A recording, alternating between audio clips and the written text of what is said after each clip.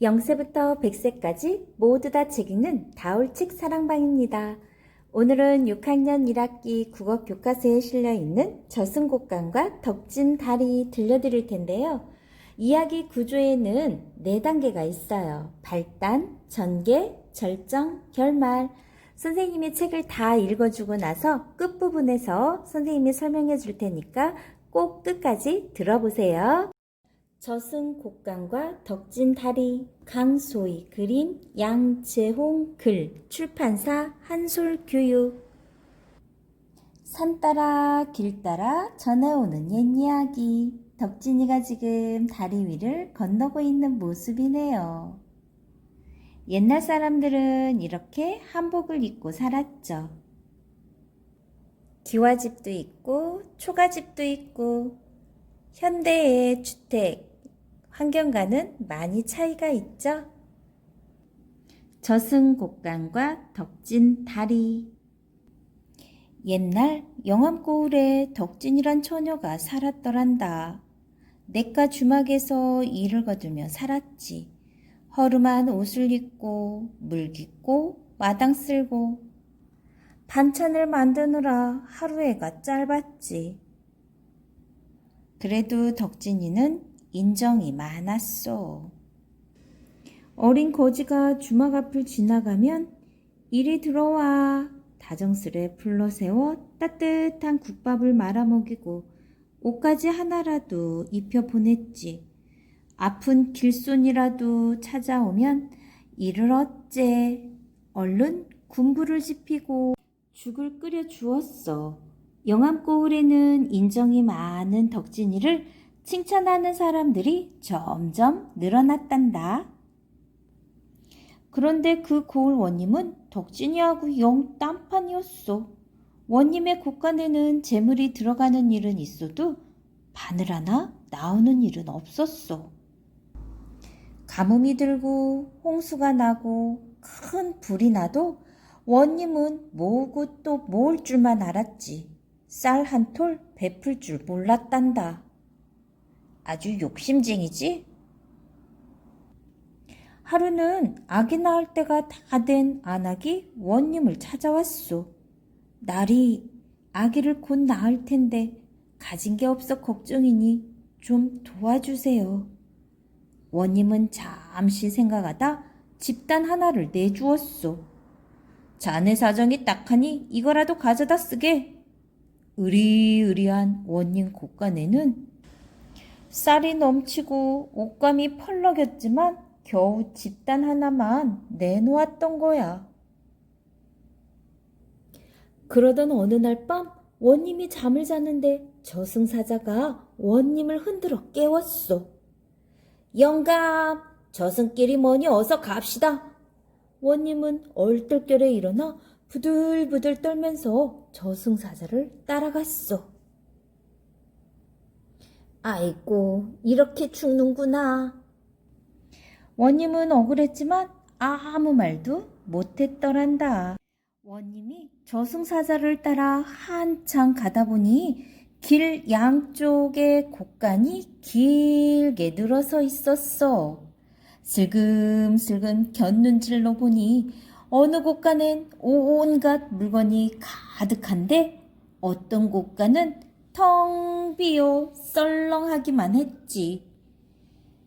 저승에 웬 곳간들이지? 원님은 궁금했지만 겁이 나서 물어볼 수가 없었단다. 원님은 염라대왕 앞으로 불려나갔소. 두꺼운 책을 한 손에 들고 원님을 이리저리 뜯어보던 염라대왕이 무서운 얼굴로 저승사자를 꾸짖는 거야. 아니, 죽을 때도 안 된 사람을 왜 잡아온 게냐? 당장 이승으로 돌려보내라. 어이쿠, 제가 실수를 했나 봅니다. 저승사자는 진땀을 뻘뻘 흘리며 잘못을 빌었소. 휴, 다시 살아나겠구나. 원님은 가슴을 쓸어내렸지. 원님은 다시 살아날 생각에 신이 났는데 저승사자가 이상한 소리를 하지 뭐야. 여보시오, 얘까지 영감을 데려오느라 고생했으니 쌀이라도 내놓아야 돌아갈게요. 맨몸으로 끌려왔는데 쌀이라니요.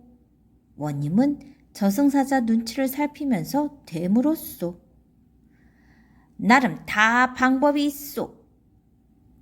저승사자가 성큼성큼 앞장을 서며 원님에게 따라오라고 했소.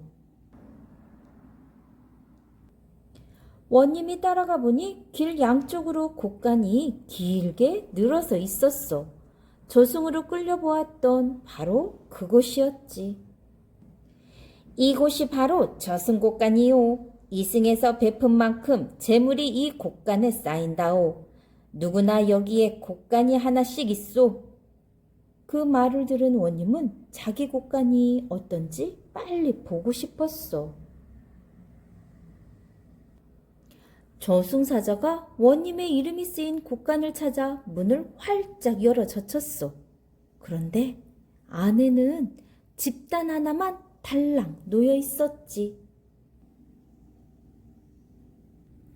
영감이 이승에서 어찌 살았는지 알만하오. 저승사자가 빈정거리는 투로 말했지만 원님은 한마디 대꾸도 못했소. 여길 좀 보시오. 영감이 다스리는 영암고을의 덕진이란 아이 곳간이요. 원님은 영암고을이란 말이 반가워 얼른 곳간을 들여다보았소. 원님은 깜짝 놀랐소. 거기엔 쌀이며 옷가지들이 그득그득 쌓여 있었거든. 덕진이가 영감보다 훨씬 낫구려. 저승사자의 말에 원님은 얼굴이 화끈 달아올랐소. 원님은 슬금슬금 걱정이 되었소. 곳간이 텅텅 비었는데 무슨 수로 쌀을 내놓는담. 마음이 급해진 원님은 저승사자에게 매달렸지. 사자님, 덕진이 곳간의 쌀을 좀 빌리면 안 되겠소? 저승사자는 곰곰이 생각하더니 대답했소. 그러시오. 대신 이승에 가면 덕진이한테 쌀을 꼭 갚아야 하오. 그럼요. 걱정하지 마십시오. 덕진이 곳간에서 쌀을 빌린 원님은 다시 이승으로 발걸음을 재촉했어.